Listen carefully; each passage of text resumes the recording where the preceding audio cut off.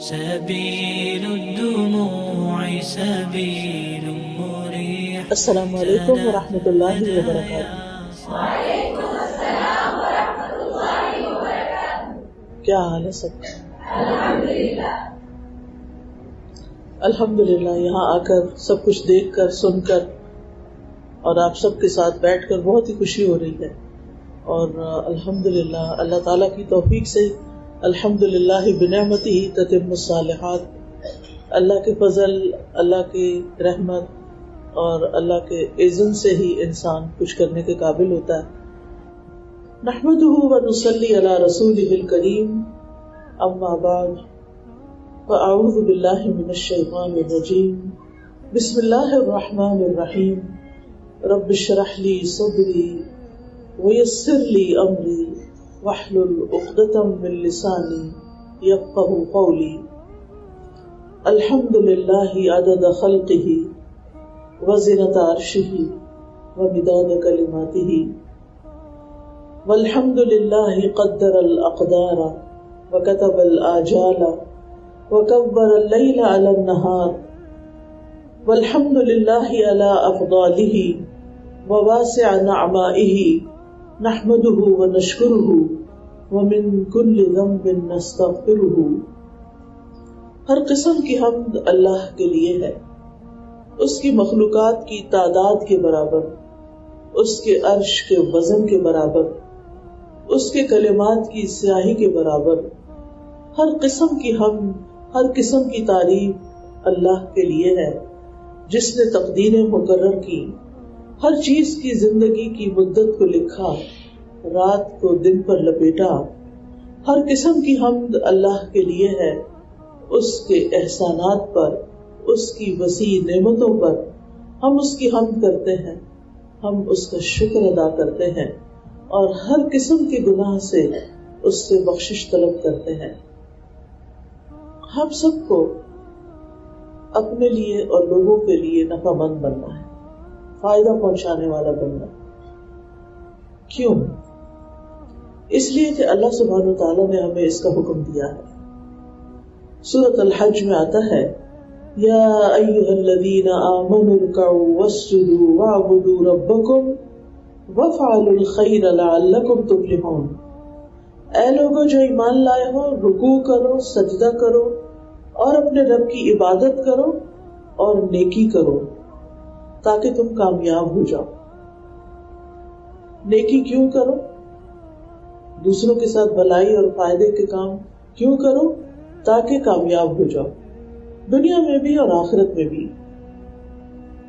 ہمارے دین کے دو بڑے اہم پلرز ہیں، ایک حقوق اللہ سے تعلق رکھتا ہے اور ایک حقوق العباد سے. رکوع کرو اپنے رب کو، سجدہ کرو اپنے رب کو اور اپنے رب کی عبادت کرو، اور دوسری طرف بندوں کے حقوق بھی ادا کرو، ان کے ساتھ بھی احسان کا معاملہ کرو، خیر اور بھلائی کا معاملہ کرو.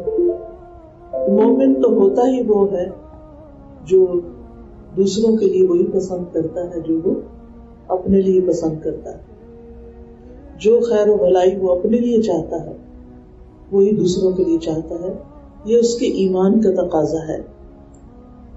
تو وفعل الخیر میں ہر وہ نیکی، ہر وہ خیر، ہر وہ بھلائی کا کام شامل ہو جاتا ہے کہ جس سے انسان بندوں کو فائدہ پہنچاتا ہے. عبادت میں تو اللہ تعالیٰ کے لیے اخلاص کا ہونا اور بندوں کے حقوق میں نفع پہنچانے کی بھرپور کوشش کرنا، یہی کامیابی کی ضمانت ہے. انبیاء علیہ السلام کی یہ خاص صفت رہی ہے کہ وہ لوگوں کے لیے خیر و بھلائی کا باعث ہوتے تھے. اس میں ہم دیکھتے ہیں سورۃ مریم میں اللہ سبحانہ وتعالیٰ فرماتے ہیں وَجَعَلَنِي مُبَارَكًا أَيْنَمَا كُنتُ،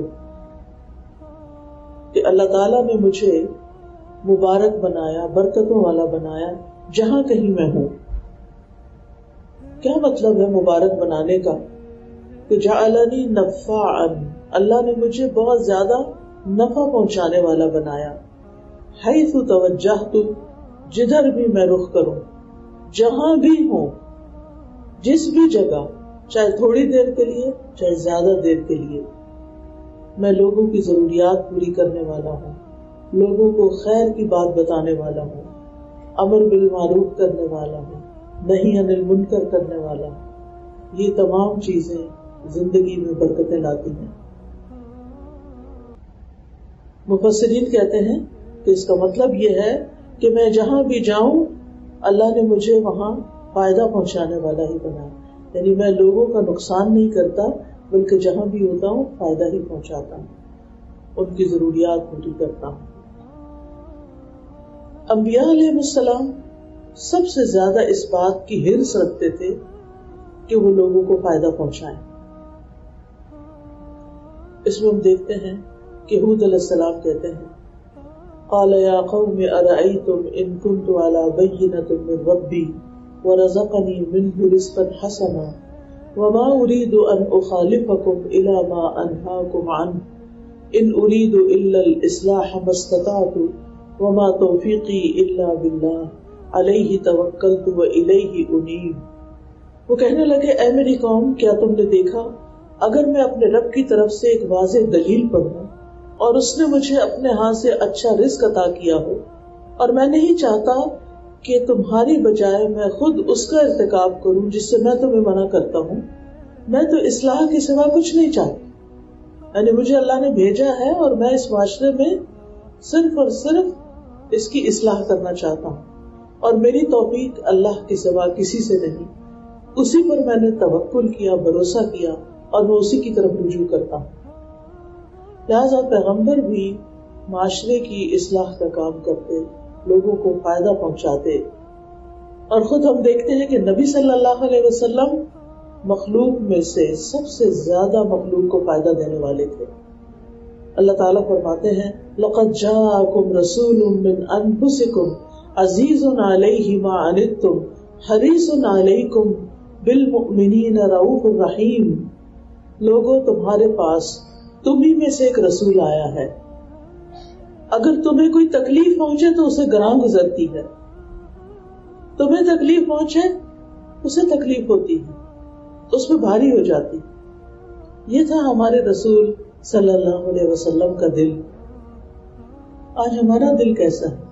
ہم اپنے آپ کو اندر سے ٹٹول کر دیکھیں، کیا واقعی دوسروں کی تکلیف پر ہم بھی تکلیف محسوس کرتے ہیں؟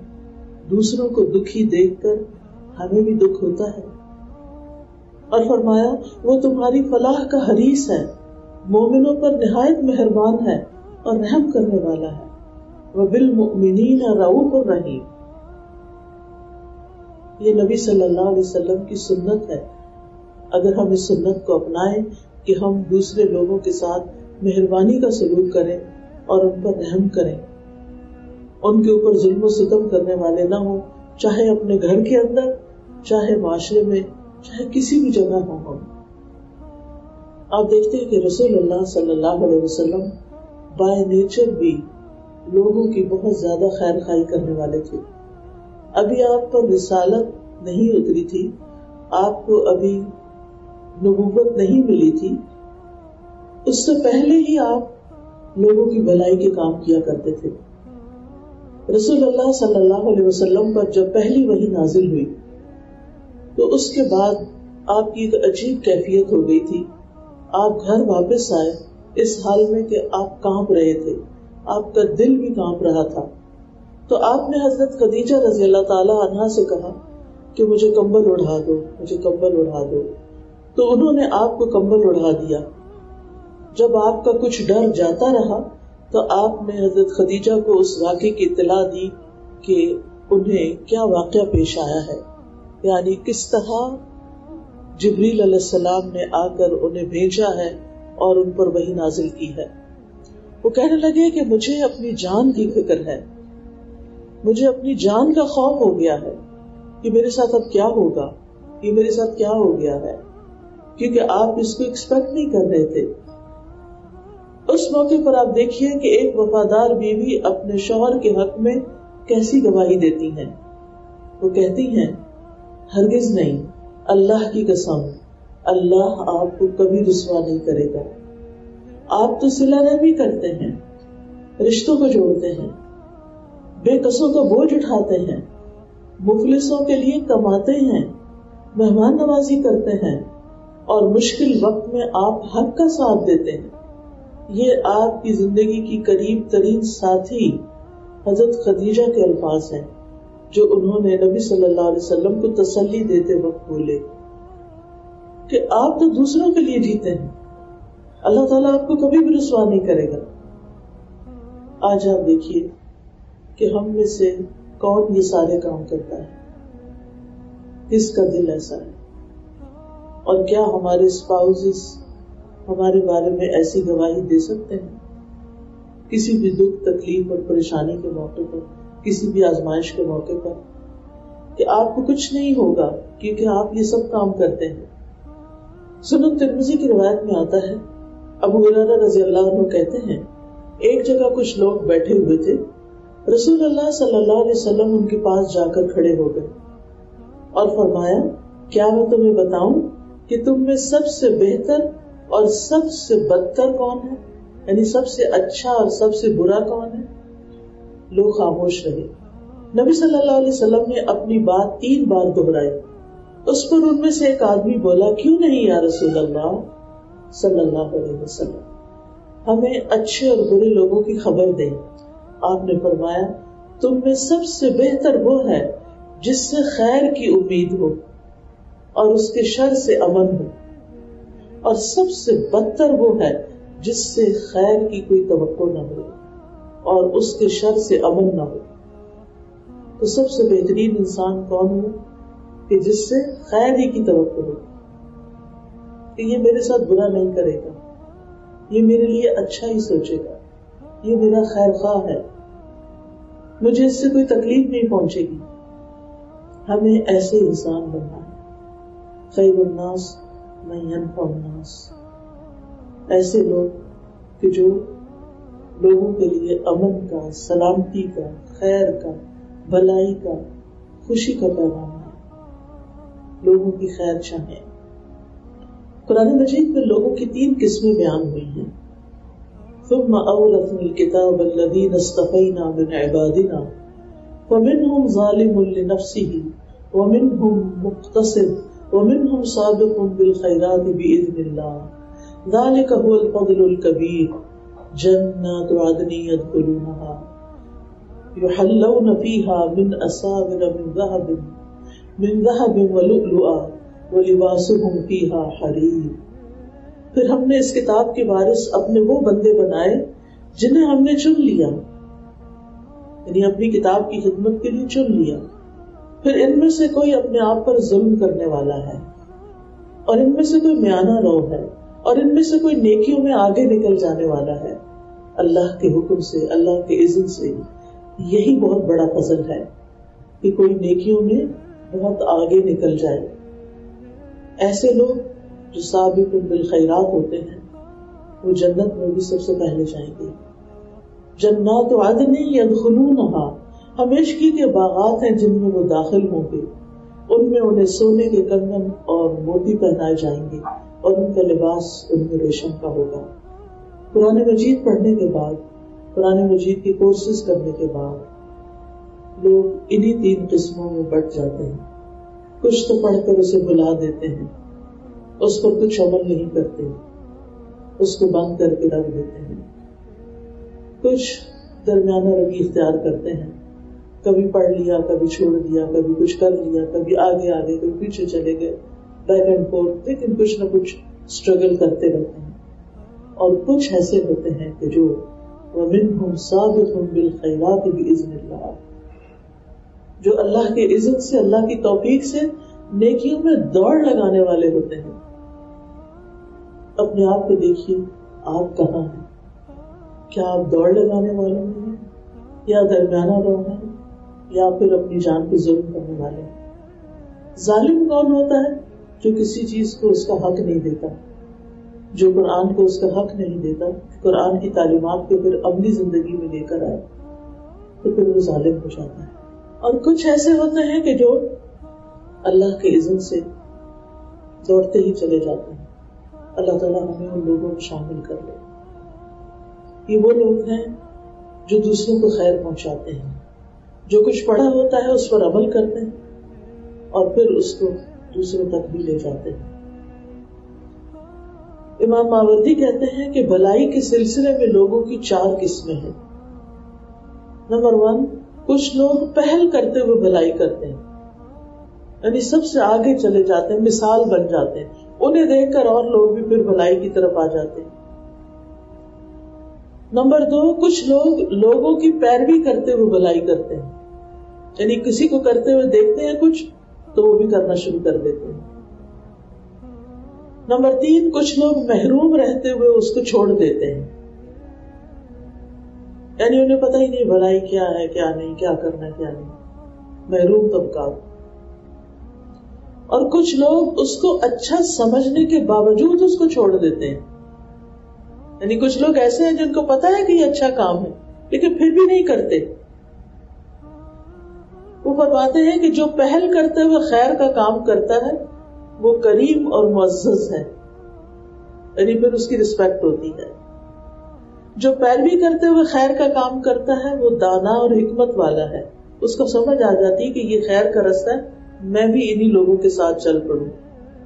اور جو محرومی میں پڑھ کر اس کو چھوڑ دیتا ہے وہ بد نصیب ہے، اور جو اچھا سمجھنے کے باوجود اس کو چھوڑ دیتا ہے وہ گھٹیا انسان ہے، نچلے درجے کا انسان ہے، جس کو پتا ہے کہ خیر کیا ہے، بھلائی کیا ہے، اور پھر بھی وہ اس کو نہیں کرتا. جس کے سامنے بے شمار اپرچونٹیز ہیں، جو بہت کچھ کرنے کے قابل بھی ہے، جس کے پاس صلاحیت بھی ہے اور اس کو راستہ بھی پتا ہے کہ ادھر جا سکتے ہیں، اس کے باوجود وہ نہیں جاتا. ایسا شخص سب سے لوئسٹ گھٹیا درجے پر ہے. اللہ نہ کرے کہ ہم ان لوگوں میں شامل ہوں کہ جنہیں خیر کے رستوں کا بھی علم ہو اور پھر ان پر وہ چل کر نہ دے. اللہ سبحانہ تعالیٰ کو وہ لوگ زیادہ محبوب ہیں جو لوگوں کے لیے سب سے زیادہ فائدہ مند ہو. عبداللہ بن عمر کہتے ہیں ایک آدمی نبی صلی اللہ علیہ وسلم کے پاس آیا، کہنے لگا اے اللہ کے رسول، کون سے لوگ اللہ تعالیٰ کو زیادہ محبوب ہیں اور کون سے اعمال اللہ تعالیٰ کو زیادہ پسند ہیں؟ تو رسول اللہ صلی اللہ علیہ وسلم نے فرمایا وہ لوگ اللہ کو زیادہ محبوب ہیں جو دوسرے لوگوں کے لیے سب سے زیادہ فائدہ مند ہوں. وہ سب سے پیارے ہیں اللہ کو، جو دوسروں کو فائدہ پہنچاتے رہتے ہیں. سوچئے کہاں، کیسے، کس طرح، کس چیز کا کتنا بڑا کیا فائدہ ہم لوگوں کو پہنچا سکتے ہیں کہ ہم اللہ کے محبوب بندے بن جائیں. اور اللہ تعالیٰ کو سب سے زیادہ پسندیدہ یہ اعمال ہے مسلمان کا اپنے بھائی کو خوش کر دینا. خوش کوئی کب ہوتا ہے؟ جب اس کا غم دور ہو جاتا ہے، اس سے کسی تکلیف کو دور کر دینا، چاہے وہ روحانی تکلیف ہو، چاہے جسمانی تکلیف ہو، چاہے اس کی بھوک ہو، اس کا قرضہ ادا کر دینا. جو لوگ مقروض ہوتے ہیں وہ راتوں کی نیند ان کی اڑ جاتی ہے، اسے کھانا کھلا دینا. یہ اعمال اللہ تعالیٰ کے پسندیدہ ترین اعمال. سوچے ہم نے ان میں سے کتنے کام کیے ہیں، کہ کتنے کاموں کا ہم سوچتے ہیں. کسی کو خوش کر دینا، کسی کی تکلیف دور کر دینا، کسی کا قرضہ ادا کر دینا، کسی کو کھانا کھلا دینا. فرمایا مجھے اپنے کسی بھائی کی ضرورت پورا کرنے کے لیے اس کے ساتھ چلنا اس مسجد نبوی میں 1 مہینے کے اعتکاف سے زیادہ محبوب ہے. میں پورا رمضان کا مہینہ مسجد میں اعتکاف کروں، اس سے زیادہ مجھے پسند ہے کہ میں کسی کی مدد کرنے کے لیے اس کے ساتھ جاؤں. جس نے اپنے غصے کو روک لیا، غضب کو روک لیا، جو دوسرے پہ غصہ آ رہا ہے لیکن کنٹرول کر لیا، اللہ تعالیٰ اس کی خامیوں پہ پردہ ڈال دے گا، اس کے عیب پہ پردہ پڑ جائے گا. اور جو شخص اپنے غصے کو نافذ کرنے کی طاقت رکھنے کے باوجود غصہ پی گیا، یعنی وہ کر سکتا تھا غصہ، وہ غصہ دکھا سکتا تھا، اسے کوئی روکنے والا نہیں تھا، لیکن پھر بھی وہ کنٹرول کر گیا، تو اللہ تعالیٰ قیامت کے دن اس کے دل کو امیدوں سے بھر دے گا، یعنی پھر اس کا خوف نہیں ہوگا. اور جو اپنے بھائی کے ساتھ اس کی ضرورت پوری کرنے کے لیے چلا، اللہ تعالیٰ اس کو اس دن ثابت قدم رکھے گا جس دن قدم ڈگمگا جائیں گے. پھر یہ کہ جو شخص اپنے بھائی کی مدد میں لگا رہتا ہے اللہ تعالیٰ اس کی مدد میں لگے رہتے ہیں، اللہ تعالیٰ اس کی مدد فرماتے ہیں. اسی طرح حدیث میں آتا ہے جس نے کسی مسلمان سے اس کی دنیا کا ایک دکھ دور کیا اللہ تعالیٰ اس سے قیامت کے دن کا ایک دکھ دور کر دے گا. اور جتنے دکھ آپ کسی کے دور کریں گے دنیا کے، اللہ تعالیٰ قیامت کے دن اتنے ہی آپ کے دکھ دور کر دے گا. اور جس نے کسی مشکل میں پھنسے ہوئے شخص کے لیے آسانی کی، چاہے وہ کسی دلدل میں پھنس رہا تھا تو اس کو کھینچ کے باہر نکالا، کوئی گرا پڑا تھا تو اس کو اٹھا لیا، اللہ تعالیٰ اس کے لیے دنیا اور آخرت میں آسانیاں کرے گا. یعنی جو دوسروں کے لیے آسانی بانٹے گا اللہ تعالیٰ اس کے لیے آسانی کرے گا. اور اللہ تعالیٰ اس وقت تک بندے کی مدد میں رہتا ہے جب تک بندہ اپنے بھائی کی مدد میں لگا رہتا ہے. کتنے لوگ ہیں جو صرف ہاتھ پہ ہاتھ رکھ کے اس بات کے انتظار میں رہتے ہیں کہ کس دن ہماری مشکل آسان ہوگی، کس دن ہماری مشکل دور ہوگی، کس دن ہمارے مسائل حل ہوں گے. ایسے لوگوں کو چاہیے گھر بیٹھ کر مشکلیں آسان ہونے کا انتظار کرنے کی بجائے اٹھے اور جا کر دکھی لوگوں کے دکھ دور کریں. وہ اپنے دکھ بھول جائیں گے، ان کے دکھ خود ہی ختم ہو جائیں گے، اللہ تعالیٰ ان کی مدد کرے گا.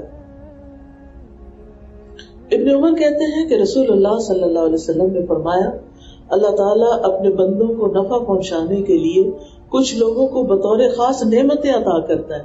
ان کو ریسورسز دیتا ہے، ان کو عقل دیتا ہے، سمجھ دیتا ہے، ان کو پلاننگ کرنے کی صلاحیت دیتا ہے، ان کو راستے دکھاتا ہے.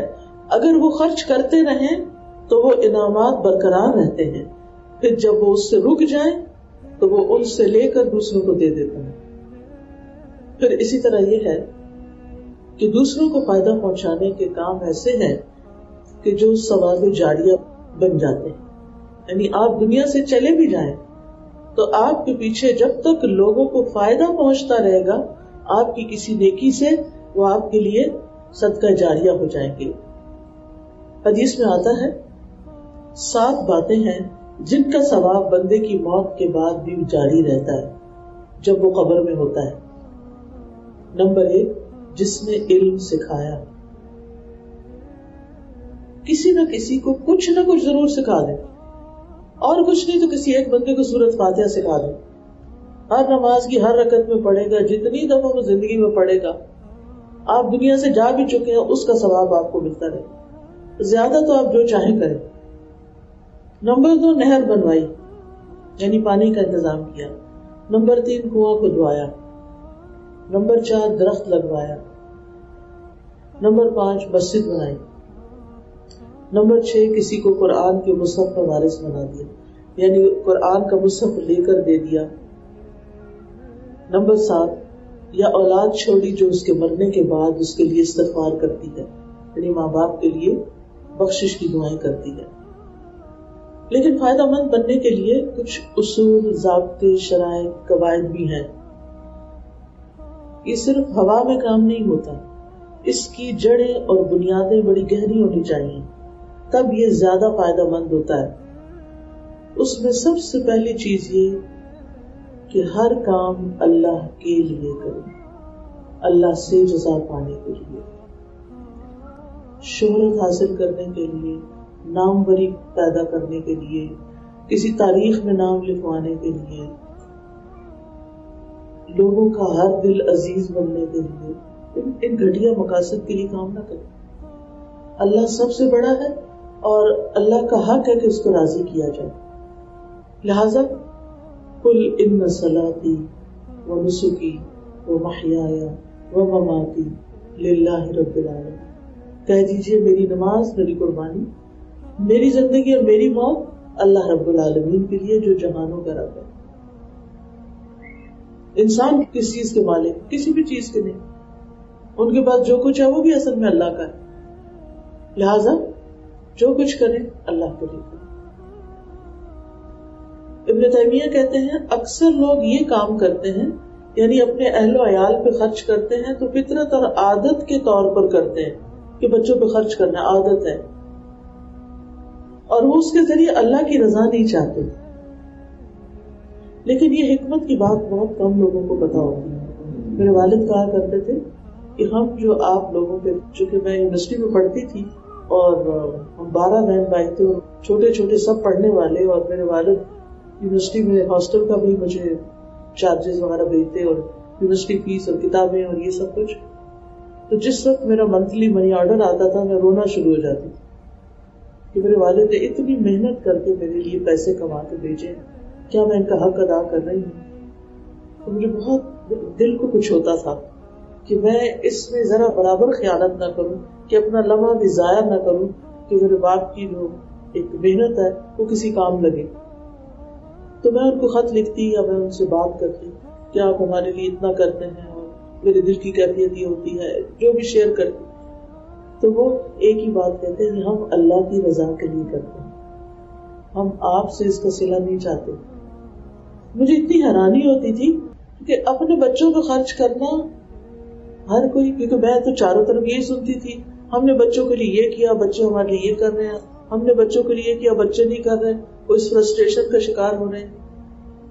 تو اس وقت مجھے یہ بات اس طرح سمجھ نہیں آتی تھی، لیکن آج جب دین اچھی طرح پڑھنا شروع کیا تو بہت سمجھ میں آنے لگی کہ اس نیت میں برکت کتنی، کہ جب آپ اپنے بچوں کی تعلیم پر بھی خرچ اللہ کی رضا کے لیے کر رہے ہیں تو اس کا اجر کتنا ہے پھر. اور بچوں پر بھی احسان نہیں جتا رہے اور نہ ان کو گلٹی فیل کرا رہے ہیں اور نہ ان کو برڈن کر رہے ہیں کہ نہیں تم پر بڑے ہو کر ہماری خدمت کرنا اور ہمارا نام روشن کرنا. کوئی توقع نہیں کسی چیز کی. تو اللہ کی رضا کے لیے تو ہمیں اپنے روزمرہ کے جو معمولات ہیں، جو معاملات ہیں، جو لینے دینے کے کام ہیں، وہ سارے اللہ کی رضا کے لیے ہونے چاہیے. حیاتی کلھا للہ. بس ایک سوچ کی بات ہے نا، نیت کی بات ہے. آپ کسی سے پیار کریں، اپنے بچوں سے پیار بھی کریں تو اس لیے نہیں کریں کہ وہ آپ سے پیار کریں. آپ پیار کریں اللہ کی خاطر کریں. اللہ نے آپ کو یہ نعمتیں دی ہیں، اللہ نے آپ کے دل میں ان کی محبت ڈالی ہے. امام ابن تیمیہ کہتے ہیں ان میں سے کوئی بھی مسکین اور مسافر اور اس طرح کے کسی اور حقدار پر اللہ تعالیٰ کا چہرہ چاہنے کے لیے تھوڑا سا خرچ کرتا ہے تو وہ ایمان اور عبادت کی لذت پا لیتا ہے. مسکین پر خرچ کرنا، مسافر پہ خرچ کرنا، کسی پر بھی کچھ بھی، کسی کے ساتھ بھلائی کرنا اللہ کے چہرے کی خاطر ہو تو انسان ایمان کی حلاوت پا لیتا ہے، عبادت کی لذت آنے لگتی. ہم کہتے ہیں نا ہماری عبادتوں میں لذت نہیں، کیونکہ ہمارے جو روزمرہ کے کام ہے وہ اللہ کے لیے نہیں. جب ہم چھپا کے صرف اللہ کے لیے کریں گے نا تو باقی زندگی بھی بڑی خوشگوار ہو جائے گی. وہ کہتے ہیں وہ اپنے اہل و عیال پر ہزاروں خرچ کرتا ہے تو وہ ایمان اور عبادت کی لذت نہیں پاتا، کیونکہ وہ اللہ کے چہرے کی خاطر خرچ نہیں کرتا. ہم سمجھتے ہیں صرف چند مخصوص کام ہوتے ہیں جو اللہ کے لیے کرتے ہیں، باقی سارا ہمارا پرائیویٹ میٹر ہے. آپ مثلاً خواتین بچے پال رہی ہیں، کوئی آسان کام ہے؟ پریگننسی سے لے کر بچے کے بڑے ہونے تک، اس کی شادی اور اس کے بعد مائیں کتنی فکر کرتی ہیں، ایک ایک چیز کی فکر کرتی ہیں، ایک ایک چیز کے لیے دکھی ہوتی ہیں. اگر یہ سب کچھ اللہ کے لیے ہو تو اس میں کتنی لذت ہے. وہ رو رہے ہیں، وہ ستا رہے ہیں، آپ انہیں کھلا رہی ہیں، پلا رہی ہیں، بہلا رہی ہیں، آپ رات کو ان کے لیے جاگ رہی ہیں. کس کے لیے؟ اس لیے کہ بڑے ہو کر میری خدمت کریں. کتنی چھوٹی بات ہے. وہ تو قسمت میں ہوگا تو کوئی کرے گا، نہیں تو وہ بھی نہیں ہوگی. آپ نے جس نیت سے کیا وہ دنیا میں وہ بھی نہ ملی اور اللہ کی رضا بھی نہ ملی. کیا ملا؟ کیا ہاتھ آیا؟ اسی طرح گھر کا کام ہے آپ کا. آپ کھانا پکاتی ہیں، آپ گروسری کرنے جاتی ہیں، آپ صفائی کرتی ہیں، آپ سارے گھر کے کام کرتی ہیں. پھر اگر شوہر تعریف نہیں کرتا تو آپ رونے بیٹھ جاتے ہیں. وہ عورت کبھی بھی اس بات پہ نہیں رو سکتی، وہ بہت اسٹرانگ ہوتی ہے جس نے یہ سب کچھ اللہ کے لیے کیا ہوتا ہے. یہ اللہ پر ایمان اور اللہ کے چہرے کو دیکھنے کا شوق آپ سے جو کام کرواتا ہے وہ آپ کو بڑا مضبوط کر دیتا ہے، وہ آپ کا دل بہت بڑا کر دیتا ہے. کسی نے نہیں دیکھا سو واٹ، کسی نے تعریف نہیں کی سو واٹ. مجھے چاہیے بھی نہیں تھی کیونکہ میں نے اس لیے کیا بھی نہیں. بلکہ الٹا بعض اوقات آپ کوئی کام کسی کی خیر خواہی کا کرتے ہیں، وہ تنگ پڑتا ہے، وہ بیزار ہوتا ہے آپ سے. آپ کسی سے محبت کرتے ہیں، وہ آگے سے بھاگتا ہے آپ سے. اگر اللہ کے لیے ہو تو اجر ہی اجر ہے، اور اگر بندوں سے اجر کی توقع ہو تو کچھ بھی نہیں ہے. تو فائدہ مند انسان روزانہ کے معاملے، یعنی پہلا کام کیا، ہر چیز اللہ کے لیے. دوسرا یہ کہ روزمرہ کے کام بھی، اپنی عادات کو بھی، اپنے معمولات کو بھی، اپنے دنیا کے کاموں کو بھی اللہ کی رضا کے لیے کریں. تیسرے نمبر پر لوگوں کے لیے، گھر سے باہر نکل کے عوام الناس کے لیے، معاشرے کی اصلاح کے لیے جو کچھ کریں، غریبوں، مسکینوں، یتیموں، فقیروں کے لیے جو کچھ کریں، وہ سب بھی اللہ کے لیے. سلمہ بن دینار کہتے ہیں، تم تمام لوگوں سے زیادہ سمجھدار وہ شخص ہے جو اللہ تعالیٰ کی اطاعت کو حاصل کرنے میں کامیاب ہو جائے اور اس پر عمل کرے، پھر لوگوں کو بھی اس کے بارے میں بتائے کہ لوگوں اللہ کی اطاعت کے کون کون سے کام ہیں. ایک اور چیز، ایسا بنے کہ آپ کو دیکھ کر لوگوں کو اللہ یاد آ جائے. یہ بڑے فائدے کی چیز ہے. یہ لوگوں کو اپنی ذات سے فائدہ پہنچانا ہے. وَلَذِكْرُ اللَّهِ أَكْبَرُ، اللہ کا ذکر سب سے بڑی چیز ہے. اگر آپ کو دیکھ کے لوگوں کو اللہ یاد آ جائے تو آپ نے تو کچھ بھی نہیں کیا. آپ تو بیٹھے ہوئے ہیں، ڈاکٹر کے کلینک میں بیٹھے ہوئے ہیں، کوئی باہر سے گزرا شیشے سے جھانک کے آپ کو دیکھتا ہے، ایک دم دیکھتا ہے کہ ایک مسلمان عورت بیٹھی ہوئی ہے، اپنے حجاب میں بیٹھی ہوئی ہے اور بہت اچھے طریقے سے بیٹھی ہوئی، تو اس کو فوراً اللہ یاد آ جاتا ہے. سبحان اللہ. یعنی آپ کے معاملے ایسے ہوں کہ لوگ دیکھ کہتے ہیں سبحان اللہ، اللہ یاد آ جائے. ابو مالک اشعری کہتے ہیں، نبی صلی اللہ علیہ وسلم نے فرمایا، میری امت کے بہترین افراد وہ ہیں جنہیں دیکھ کر اللہ یاد آ جاتا ہے. کچھ لوگوں کو دیکھ کر اللہ کی محبت پیدا ہوتی ہے، کچھ لوگوں کو دیکھ کر اللہ کی خشیت پیدا ہوتی ہے، کچھ لوگوں کو دیکھ کر اللہ کی عبادت کا شوق پیدا ہو جاتا ہے. ہمیں سے ہر کوئی بچپن سے نماز سیکھتا ہے، پھر بچوں والی نماز، پھر ذرا بڑے ہوئے تو جوانوں والی، یعنی اتنی سیریسنس نہیں ہوتی. پھر شادی ہو جاتی ہے تو اپنے بچے ہو جاتے ہیں، کام اور بھاگ دوڑ، تو اس میں انسان عمومی طور پر اپنی عبادات کی کوالٹی سے غافل رہتا ہے. لیکن اگر اس کی زندگی میں ایسے لوگ آ جائیں جن کو عملی طور پر دیکھ کر نمازیں ٹھیک ہوں، تو یہ اللہ کی بڑی رحمت ہوتی ہے.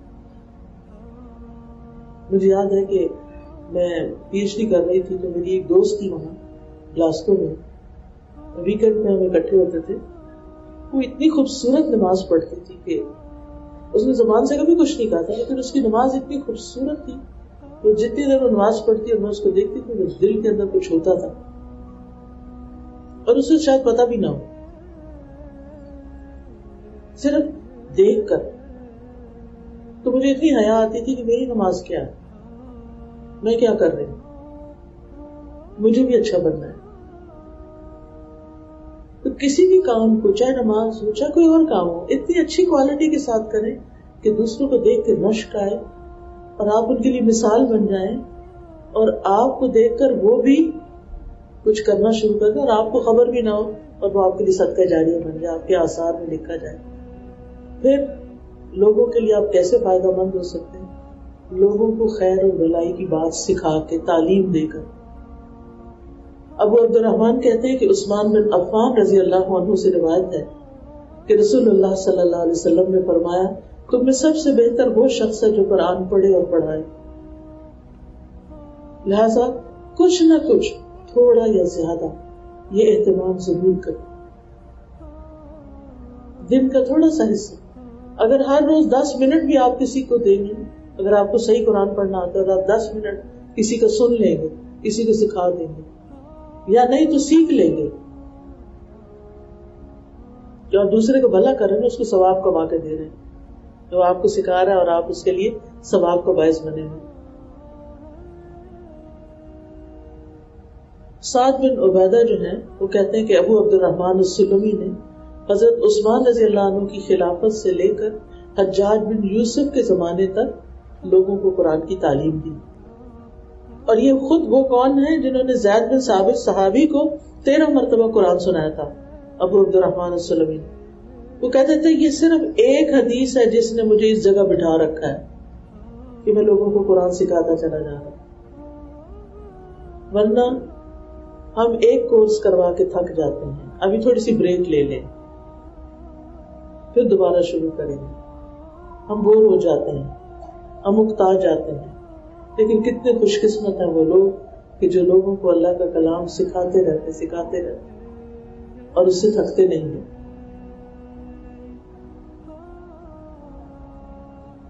نبی صلی اللہ علیہ وسلم نے فرمایا جس نے اللہ عز و جل کی کتاب کی ایک آیت بھی سکھا دی, جب تک اس کی تلاوت کی جاتی رہے گی سکھانے والے کو ثواب ملتا رہے گا.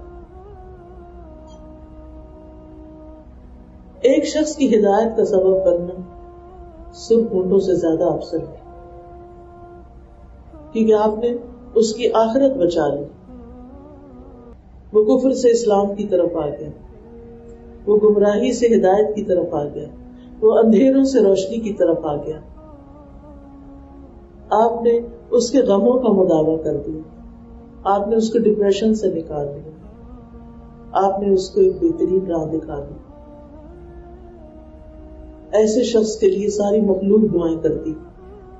رسول اللہ صلی اللہ علیہ وسلم نے فرمایا یقیناً اللہ, اس کے فرشتے اور تمام آسمانوں والے اور زمینوں والے, یہاں تک کہ چیونٹی اپنے سوراخ میں, اور حتیٰ کہ مچھلیاں بھی اس شخص کے لیے خیر چاہتی ہیں.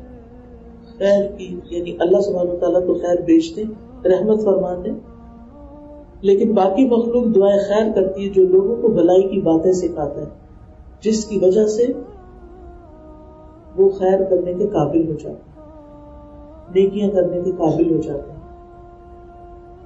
عربی کا لفظ جو کہ یصلون, جس کا اردو ترجمہ کیا جاتا ہے دعا کرنا, لیکن اللہ سبحانہ تعالیٰ کی نسبت جب یصلون کا لفظ آتا ہے تو وہ رحمت بھیجنا ہوتا ہے معنی, یعنی اللہ تعالیٰ رحمت بھیجتے ہیں اور باقی مخلوق رحمت کی دعائیں کرتی ہے اس شخص کے لیے جو دوسروں کو خیر کی تعلیم دیتا ہے. ابن قیم کہتے ہیں آدمی کی برکت یہ ہے کہ جہاں بھی وہ قیام کرے خیر کی تعلیم دے. جہاں بھی آپ رکے, جہاں بھی جائیں, اپنے رشتے داروں کے پاس جائیں, کسی کی ملاقات کے لیے جائیں, بڑوں سے ملے, بچوں سے ملے, بیمار سے ملے, کوئی شادی کا موقع, جہاں کسی کے پاس بھی بیٹھے اس کو کوئی نہ کوئی اچھی بات بتا دیں جو اس کے دین کے فائدے کی ہو یا دنیا کے فائدے کی بھی. بعض اوقات آپ بیٹھے ہوتے ہیں نا اپنی مجالس میں, تو یہ اب ٹوٹکے وغیرہ ایک دوسرے کے ساتھ شیئر کرنے لگتے ہیں. اگر آپ کو سر درد ہو رہا ہے تو آپ ڈیپ بریدنگ کر لیں, آپ کے سر کی ساری رکاوٹیں دور ہو جائیں گی, آپ کا سر درد ٹھیک ہو جائے گا. ایسی چھوٹی چھوٹی باتیں آپ دوسروں کو بتا دیں, یہ بھی خیر بانٹنا ہے, اس کا بھی اجر ہے, یہ بھی فائدہ مند ہونا ہے. ضروری نہیں کہ ہر مجلس میں آپ کو قرآن کی آیت سکھا کے آئیں یا کوئی حدیث سکھا کے آئیں یا ہر جگہ کوئی لیکچر دے کے آئیں. نہیں, چھوٹی چھوٹی باتیں بتانا, چھوٹی سی چیز کسی کو سکھا دینا, یعنی اور کچھ نہیں تو فون کے اوپر اگر آپ نے کوئی نئی چیز سیکھی ہے تو آپ دوسرے سے بیٹھے بیٹھے پوچھ سکتے, تمہیں پتہ ہے کہ یہ کریں تو کتنی آسانی ہوتی ہے. اب میں آپ کو بتاتی ہوں, چند سیکنڈ لگیں گے آپ کے, لیکن آپ نے اس کو نفع پہنچا دیا, اس کی زندگی آسان ہوگی. اب چھوٹی سی ایک چیز ہے, واٹس ایپ کے میسیجز ہوتے ہیں, میرے جیسے لوگوں کے بہت سارے میسیجز آ جاتے ہیں. پھر آپ کو پتا ہے 5-7 میسج تو آسانی سے دیکھے جاتے ہیں, لیکن جب نیچے جاتے ہیں تو پھر کیا ہوتا ہے, اسکرول کر کر کے اتنا وقت ضائع ہوتا تھا. تو ہماری ایک شاگرد ہے تو وہ بہت ماہر ہے آئی ٹی, اور ان کا رابطہ بھی رہتا ہے ایپل والوں سے اور لوگوں سے جن کو وہ مشورے دیتی رہتی ہیں, وہ ان کے پینل میں بھی شامل ہیں. میں نے کہا کہ آپ ذرا پلیز یہ واٹس ایپ والوں کو مشورہ دیں کہ یہ اس کی اسکرولنگ کا کوئی علاج کریں. تو کچھ دن کے بعد انہوں نے مجھے جواب دیا کہ آپ اوپر جا کے جہاں وہ سرچ بار ہوتی ہے اس کی رائٹ سائڈ پہ چھوٹی چھوٹی 3 لکیریں ہوتی ہیں, ان کو کلک کر لیں, سارے ان ریڈ میسیجز اوپر آ جائیں. اب یہ اتنی بڑی خوشخبری تھی میرے لیے کہ اتنا وقت بچ گیا کہ جو ہی وہ ان ریڈ میسج اوپر آیا تو ٹک ٹک ٹک ٹک ٹک ٹک سارے میسج نکل گئے. آدھا وقت بچ گیا. تو یہ بھی چھوٹی چھوٹی جو باتیں ہوتی ہیں یہ اپنے ساتھیوں کو دوستوں کو ایک دوسرے کے ساتھ شیئر کر لینی چاہیے تاکہ ان کی زندگی آسان ہو جائے. ہر وقت دوسروں کی خیر بھلائی سوچنا. کسی کو تھکا ہوا دیکھتے ہیں, کسی کو تکلیف میں دیکھتے ہیں, چہروں سے پہچاننا, چہروں سے پہچانے. کوئی اداس لگ رہا ہے, کوئی بیمار لگ رہا ہے, کوئی خوش لگ رہا ہے, کوئی خوش ہے تو اس کی خوشی میں شریک ہو جائے. یوسف علیہ السلام کے بارے میں آپ جانتے ہیں کہ ان کے بھائی ان سے غلہ لینے آئے تو کہنے لگے انا نراک من المحسنین. جب جیل خانے میں تھے تو جیل خانے کے ساتھیوں نے کیا کہا, انا نراک من المحسنین, ہم آپ کو محسن دیکھتے ہیں. محسن نیکوکار کو کہتے ہیں, یعنی خیر و بلائی نیکی کے کام کرتے. یعنی ہم دیکھتے ہیں کہ آپ سب کے لیے خیر و بلائی کا کام کرتے ہیں. اور وہ وجہ بن گئی کس کی, تبلیغ کرنے کی. تو انہوں نے توحید کا سبق لوگوں کی جیل میں سکھا دیا. عباد بن شرحبیل کہتے ہیں مجھے بھوک نے ستایا تو میں مدینہ کے ایک باغ میں گیا اور ایک بالی لی. میں نے اس کو مسل کے کھا لیا, کچھ کو اپنے کپڑے میں باندھ لیا. اتنے میں باغ کا مالک آ گیا, اس نے مجھے مارا اور میرا کپڑا بھی چھین دیا. میں رسول اللہ صلی اللہ علیہ وسلم کے پاس گیا.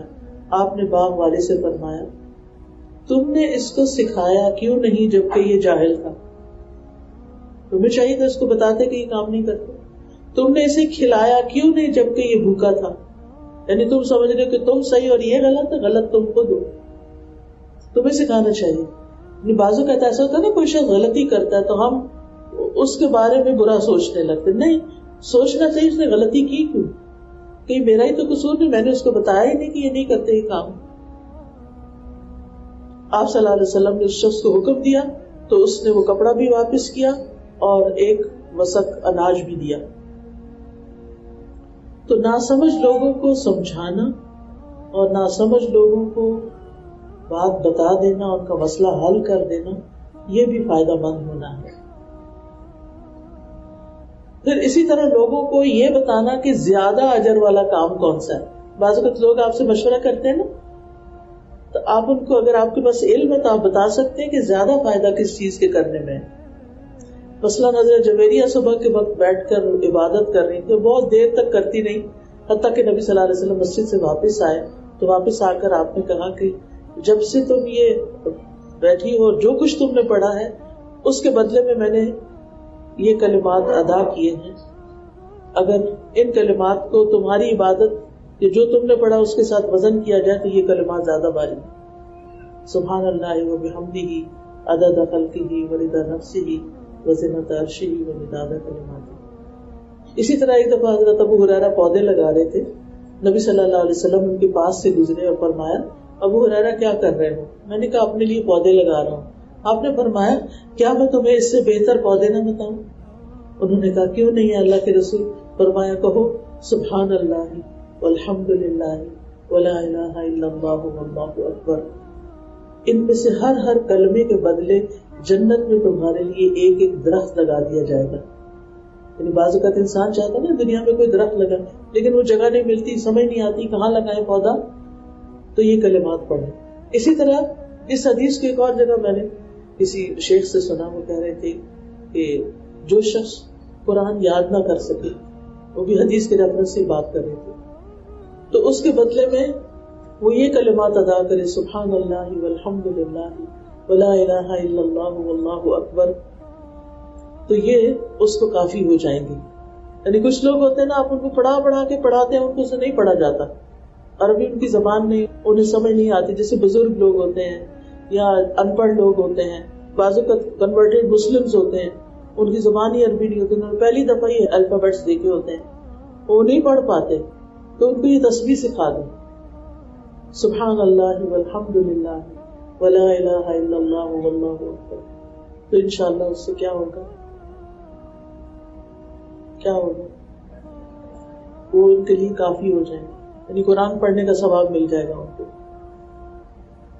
اسی طرح اگر آپ میں استطاعت نہیں کہ آپ کسی کو پڑھا سکے سکھا سکے, آپ کا ٹیمپرامنٹ نہیں یا آپ ٹیچر نہیں, تو آپ دوسروں کو وسائل اور ذرائع مہیا کر دیں, ریسورسز دیں, ان کو فیسیلیٹیٹ کریں, کسی کی ٹرانسپورٹ کا خرچ، کسی کی کتابوں کا خرچ، کسی کی فیس کا خرچ، یعنی کوئی نہ کوئی ایسا کام کریں کہ جس سے آپ لوگوں کو فائدہ پہنچائیں.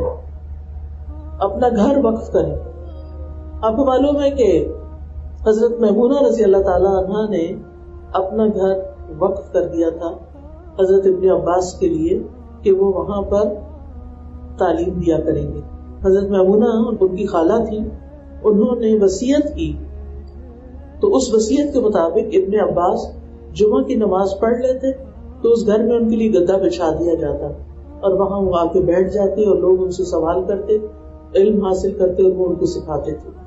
تو آپ یہ بھی کر سکتے ہیں کہ اپنے گھر کے اندر قرآن کلاس شروع کروا لیں. ہفتے میں 1 دفعہ 2 دفعہ 3 دفعہ.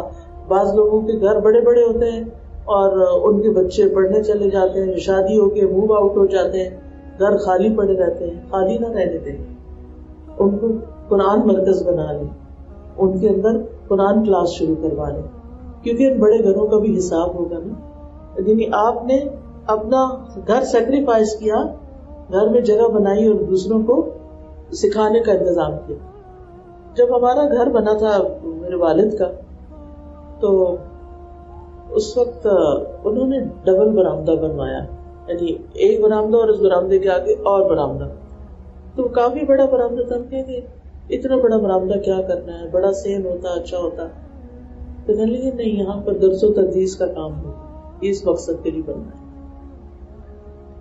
جیسے ایک صحابی تھے نا، انہوں نے روشن دان بنوا لیا تھا کہ اذان کی آواز اس سے آئے گی. تو اپنے گھروں کے اندر بھی دیکھیں کہ کون سی چیز کس کام آ سکتی، کہاں فائدہ پہنچ سکتا ہے. پھر اسی طرح لوگوں کے کام آنے میں لوگوں کا مددگار بننا، فائدہ پہنچانا. موسیٰ علیہ السلام کی مثال، وہ ایک پردیس میں گئے تھے، جا کے ابھی بیٹھے ہی تھے تو دیکھا کہ 2 لڑکیاں ہیں، وہ اپنے جانوروں کو پانی نہیں پلا پا رہی. سارے لوگ آ رہے ہیں، جانور پانی پلا کے لے جا رہے ہیں، تھکے ہوئے ہیں، 8 دن کا پیدل سفر کر کے آئے، پاؤں زخمی ہیں، اور اٹھ کے جاتے ہیں خود ان کے پاس، پوچھے تمہارا کیا ماجرا ہے. وہ بتاتی ہیں کہ ہمارے والد بوڑھے آدمی ہیں، وہ کام نہیں کر سکتے تو ہم کام کرتی ہیں. تو انہوں نے ان کے جانوروں کو پانی پلا دیا. وہ کچھ نہیں جانتے ان کے بارے میں، کچھ نہیں جانتے اس شہر کے بارے میں. اور واپس آ کے ثم تولی الی الظل، اور کیا دعا کی، ربی انی لما انزلت الی من خیر. لڑکیوں سے کوئی توقع نہیں رکھی کہ تم مجھے کچھ دو، فری میں ان کا کام کیا. اور دعا کس سے کی؟ اللہ سے. اور اللہ نے کیا کیا؟ سبھی کچھ دے دیا جو ان کو چاہیے تھا. حضرت ابوبکر کے بارے میں آپ کو معلوم ہے، نبی صلی اللہ علیہ وسلم نے پوچھا آج کس نے روزہ رکھا ہے؟ حضرت ابوبکر نے عرض کی میں نے. کس نے کون جنازے میں گئے؟ حضرت ابوبکر کہنے لگے میں. کس نے مسکین کو کھانا کھلایا؟ ابوبکر کہنے لگے میں. کس نے مریض کی عادت کی؟ انہوں نے عرض کیا میں نے. آپ نے فرمایا جب یہ سارے کام کسی بندے میں جمع ہو جاتے ہیں تو وہ جنت میں داخل ہوتا ہے. صحابہ کے اندر نیکی کے کاموں کی حرص تھی. ابو ذر کہتے ہیں میں نے کہا اللہ کے رسول کون سی چیز بندے کو آگ سے نجات دلاتی؟ آپ نے فرمایا اللہ پر ایمان لانا. میں نے کہا اللہ کے نبی کیا ایمان کے ساتھ عمل بھی ضروری ہے؟ آپ نے فرمایا اللہ نے جو رزق عطا کیا اسے خرچ کرے. میں نے کہا اگر وہ فقیر ہو اور اس کے پاس کوئی چیز نہ ہو، فرمایا پھر وہ نیکی کا حکم دے، برائی سے روکے. میں نے کہا اگر وہ اس سے بھی عاجز ہو، آپ نے فرمایا کسی جاہل کو ہنر سکھا دے. میں نے کہا اگر وہ خود بھی بے ہنر ہو، آپ نے فرمایا کسی مظلوم کی مدد کر دے. میں نے کہا اگر وہ خود ضعیف ہو اور مدد نہ کر سکتا ہو، آپ نے فرمایا تو نے تو اپنے بھائی میں کوئی خیر چھوڑی نہیں. پھر فرمایا کہ وہ شخص کسی کو کوئی تکلیف نہ دے. یعنی لوگوں کو فائدہ پہنچانے کی ایک صورت کیا ہے کہ آپ کسی کو تکلیف نہ دیں. پھر آپ نے فرمایا جو مسلمان بھی ان خصلتوں میں سے کسی خصلت پر عمل کرے گا میں اس کا ہاتھ پکڑوں گا یہاں تک کہ اسے جنت میں داخل. محمد بن منقدر کے بارے میں کہا جاتا ہے جب ان سے پوچھا گیا کہ دنیا کی کون سی بات آپ کو زیادہ پسند ہے، کہا مومن کے دل میں خوشی داخل کرنا، دوسروں کو خوش کرنا. یہ انہوں نے اپنی زندگی کا ایم بنایا ہوا تھا. محمد بن باسے کہتے ہیں میں نے کبھی کسی انسان کو اس حاجت سے واپس نہیں موڑا جس کو پورا کرنے کی میں قدرت رکھتا ہوں، خواہ میرا سارا مال چلا جائے. یعنی میں دوسرے کو نہ نہیں کرتا. زبیر بن بکار کہتے ہیں عباس بن عبد المطلب کے پاس بنو ہاشم کے برہنہ جسم والے کے لیے کپڑے ہوتے تھے. ان کے بھوکوں کے لیے بہت بڑا پیالہ ہوتا تھا. ابن عباس کہتے ہیں میں 1 مہینے یا 1 ہفتے یا جب تک اللہ چاہے مسلمانوں میں سے کسی گھرانے کی کفالت کروں تو یہ مجھے اس بات سے زیادہ محبوب ہے کہ میں بار بار حج کروں. وہاب بن منبہ کہتے ہیں تم لوگوں سے اچھی زندگی گزارنے والا وہ ہے جو اپنی زندگی میں لوگوں کی زندگی کو بہتر بنا دے, اور تمام لذتوں سے بڑی لذت اپنے بھائیوں پہ احسان کرنا ہے. ابن قیم کہتے ہیں اپنے استاد ابن تیمیہ کے بارے میں کہ شیخ الاسلام لوگوں کی ضروریات پوری کرنے میں بہت زیادہ جد و جہد کرتے تھے. جیسے نبی صلی اللہ علیہ وسلم خود کما کے غریبوں پہ خرچ کرتے تھے, اس لیے کماتے تھے تاکہ غریبوں پہ خرچ کر سکیں. علی زین العابدین بن حسین رحمہ اللہ اندھیرے میں مساکین کے گھروں کی طرف روٹیاں اٹھا کے لے جاتے. جب وہ فوت ہو گئے تو لوگ اس سے محروم ہو گئے, کسی کو پتہ نہ چلا کہ وہ کون لاتا تھا, مگر جب ان کی وفات ہوئی تو پتہ چلا کہ وہ زین العابدین تھے. حانی بن یزید نے نبی صلی اللہ علیہ وسلم سے پوچھا مجھے کوئی ایسی چیز بتا دیں جس سے میرے لیے جنت لازمی ہو جائے. آپ نے فرمایا حسن کلام اور کھانا کھلانے کو لازم پکڑو, کھانا کھلاؤ. پھر اسی طرح لوگوں کے لیے کس طرح فائدہ مند ہو سکتے ہیں, کسی کو دیکھ کے مسکرانا, کسی بھولے بھٹکے کو راستہ دکھانا, کسی نابینا کے ساتھ چلنا, رستے سے پتھر کانٹا ہڈی ہٹانا, اپنے ڈول سے بھائی کے ڈول میں پانی ڈال دینا, لوگوں کی ضرورت پوری کرنا, اپنے بازوؤں کی توانائی سے کمزوروں کا بوجھ اٹھا لینا, مدد کے لیے اپنے آپ کو پیش کر دینا, خود آفر کرنا. پھر اسی طرح راستہ چلنے والوں کی مدد کرنا, کوئی خیر کا کام کرنا. نبی صلی اللہ علیہ وسلم نے فرمایا میں نے ایک ایسے آدمی کو جنت میں چلتے پھرتے دیکھا جس نے راستے میں ایک ایسے درخت کو کاٹ دیا تھا جس کی وجہ سے لوگوں کو تکلیف ہوتی تھی. اور جو کام آتا ہو تو آگے بڑھ کے دوسرے کی مدد کرنی چاہیے, انتظار نہیں کرنا چاہیے کہ وہ کہے تو میں کروں. پھر اسی طرح بیوہ اور مسکین کے لیے خاص طور پر دوڑ دھوپ کرنا, یتیم بچوں کے کھانے پینے کی ذمہ داری لینا, جو مالی طور پر نیکی نہ کر سکے وہ اچھے اخلاق سے دوسروں سے پیش آ جائے, دوسروں کو اپنی زبان سے سلامتی دینا, اپنے شر سے بچانا, حشاش بشاش چہرے سے ملنا, یہ بھی بڑی نیکی ہے. خوش ہو کے ملنا دوسرے سے, ایسے منہ بنا کے نہیں, خوش ہو کے ملنا, اچھے سے ملنا. نبی صلی اللہ علیہ وسلم نے فرمایا نیکی کی کسی بات کو حقیر نہ سمجھو, چھوٹی سی بات کو, خواہ تمہارا اپنے بھائی سے حشاش بشاش چہرے سے ملنا ہی کیوں نہ ہو, تو یہ بھی نیکی. پھر سلام پھیلانا, کسی کی وحشت اور تنہائی دور کرنا, یعنی اداس آدمی کی اداسی دور کرنا, کسی کی دلجوئی کرنا, کسی کے لیے دعا کر دینا. بعض اوقات راستے پہ جا رہے ہوتے نا, ایسے مسکین لوگ نظر آتے ہیں, ایسے بھوکے لوگ نظر آتے ہیں, ایسے پریشان ہیں, میلے کچیلے گندے, گاڑی تیزی سے گزر رہی ہے اور آپ کا دل دیکھ کے دکھ رہا ہے, اور کچھ نہیں, دعائی دیتے جائیں اللہ تو ان کی مدد کر, اللہ ان کے لیے راستہ نکال. کسی کو اچھی بات کہنا, دوسروں کی خیرخواہی کرنا, کوئی شخص غلط طرف جا رہا ہو تو اس کو سمجھانا, سفارش کے ذریعے کسی کی مدد کرنا, یعنی اگر آپ کر سکتے ہیں نیکی کی طرف رہنمائی کرنا, دوسروں کو دم کر دینا, یعنی اگر کسی کے سر میں درد ہے یا کوئی بیمار ہے. جابر بن عبداللہ کہتے ہیں ہم میں سے ایک شخص کو بچھو نے ڈنگ لیا. ہم رسول اللہ صلی اللہ علیہ وسلم کے پاس بیٹھے ہوئے تھے کہ ایک آدمی نے کہا اللہ کے رسول میں دم کروں. آپ نے فرمایا تم میں سے جو شخص اپنے بھائی کو فائدہ پہنچا سکتا ہو تو اسے چاہیے کہ ایسا کرے. پھر اسی طرح دوسروں کی غیر موجودگی میں ان کا دفاع کرنا, جب وہ نہ ہو تو آپ ان کو کور کریں, دوسروں سے درگزر کرنا, ان سے غلطی ہو جائے اگنور کر دینا, پکڑ کے بیٹھ نہیں جانا, بار بار اس کا تذکرہ نہیں کرنا, غلط لفظ نہیں منہ سے نکالنا. پلیز یہ بات میری بہت غور سے سنیں, بعض اوقات میری بڑی تکلیف ہوتی ہے, اچھے بھلے لوگ ہوتے ہیں, سمجھدار, نیک, بڑے بڑے کام کرنے والے, ذرا سے ان کی مرضی کے خلاف کوئی بات ہوتی تو منہ سے کوئی ایسی بات نکالیں گی کہ جو دوسرے کی غیبت میں بھی آ جائے گی یا تانے میں آئے گی, یعنی کوئی نہ کوئی بری بات بری بات نہیں نکالنی زبان سے. کوئی برا بھی کر رہا ہے, بری بات نہیں زبان سے نکالیں, اپنی زبان میلی نہ کریں. جیسے مثال کے طور پتہ نہیں ان لوگوں کو کیا ہے, کیا ضرورت ہے کہنے کی, بس ان کو تو کچھ سمجھ ہی نہیں, یہ جملے بولتے ہیں نا، یہ تو انتہائی بے وقوف، چھوڑو اس کی کیا بات کرتے ہو. یہ جملے کیسے ہیں؟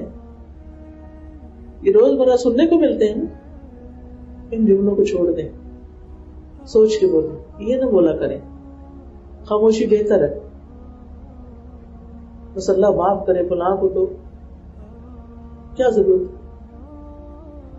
اشاروں کے نائے میں بھی چھوڑ دیں، کیونکہ بعض اوقات دوسرے کا امیج خراب ہو جاتا ہے،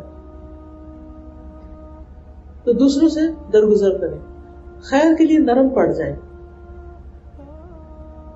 اور پھر بدترین بندے وہ ہیں جو چغل خوری کرتے ہیں، دوستوں کے درمیان تفریق کرتے ہیں، باغی، بیزار اور سرکش، جن کی شر سے بچنے کے لیے لوگ انہیں چھوڑ دیں. پھر دوسروں کی ضرورت پوری نہ کرنے پر وعید بھی ہے. یعنی آخری بات یہ کروں گی کہ ایک تو ہے نا کہ اچھا بننے کے لیے خیر الناس من ينفع الناس، لیکن دوسری طرف اگر آپ دوسروں کی ضرورت پوری کر سکتے اور نہیں کرتے تو رسول اللہ صلی اللہ علیہ وسلم نے فرمایا اگر کوئی حاکم اپنی رعایا حاجت مندوں محتاجوں مسکینوں کے لیے اپنے دروازے بند کر دیتا ہے تو اللہ تعالیٰ اس کی حاجات ضروریات اور فقر کو پورا کرنے کے لیے آسمان کے دروازے بند کر دیتا ہے، اس کے کاموں میں رکاوٹ آنے لگی. بعض لوگ کہتے ہیں نا ہمارے ہر چیز میں رکاوٹ ہے، بچوں کی شادی میں رکاوٹ ہے، بزنس میں رکاوٹ ہے، فلاں فلاں. کہیں ایسا تو نہیں کہ آپ نے بھی کوئی رکاوٹ دوسروں کے لیے ڈالی ہوئی ہے؟ اور معمولی نعمتیں بھی روکنے پر وعید ہے. حدیث میں آتا ہے 3 لوگ ایسے ہیں جن سے اللہ تعالیٰ قیامت کے دن کلام نہیں کرے گا، ان کی طرف دیکھے گا نہیں، انہیں گناہوں سے پاک نہیں کرے گا، ان کے لیے دردناک عذاب ہوگا. ان میں سے ایک وہ شخص ہے جس کے پاس ضرورت سے زیادہ پانی تھا، پھر وہ مسافروں کو نہیں پلاتا تھا، سب اپنے لیے رکھا ہوا. اللہ تعالیٰ فرمائے گا آج میں تجھ سے اپنا فضل روک لوں گا جس طرح تو نے لوگوں سے زائد چیز کو روک رکھا تھا جس کو تیرے ہاتھوں نے نہیں بنایا تھا. اسی طرح دوسروں کو تعلیم نہ دینا، یعنی آپ کے بس علم ہے اور آپ نہیں سکھا رہے لوگوں کو. تو رسول اللہ صلی اللہ علیہ وسلم نے فرمایا جو شخص علم حاصل کرے پھر اسے بیان نہ کرے، اس کی مثال ایسے شخص کی ہے جو خزانہ جمع کرتا جاتا ہے پھر اسے خرچ نہیں کرتا، یعنی بخیل انسان. اور ان کے لیے وعید ہے. تو اللہ تعالیٰ سے دعا ہے کہ اللہ تعالیٰ ہمیں عمل کی توفیق عطا فرمائے اور ہم دوسروں کے لیے خیر کی کنجیاں بن جائیں اور شر کے تالے. اللہ تعالیٰ ہم سے خیر کے کام لے، دوسروں کی بھلائی کے. کنتم خیر امۃ اخرجت للناس، تم بہترین امت ہو جو لوگوں کے لیے نکالی گئی. ہمیں لوگوں کے لیے پیدا کیا گیا، دوسروں کی خدمت کے لیے پیدا کیا، دوسروں کو فائدہ پہنچانے کے لیے پیدا کیا. سیلف سینٹرڈ نہ ہو، اپنی ذات کے خول سے باہر نکلے. اللہ ہم سب کا امید مددگار ہو. سبحانک اللہم و بحمدک اشہد ان لا الہ الا انت استغفرک و اتوب الیک. السلام علیکم و رحمۃ اللہ وبرکاتہ. سبيل الدموع سبيل مريح تنهدى يا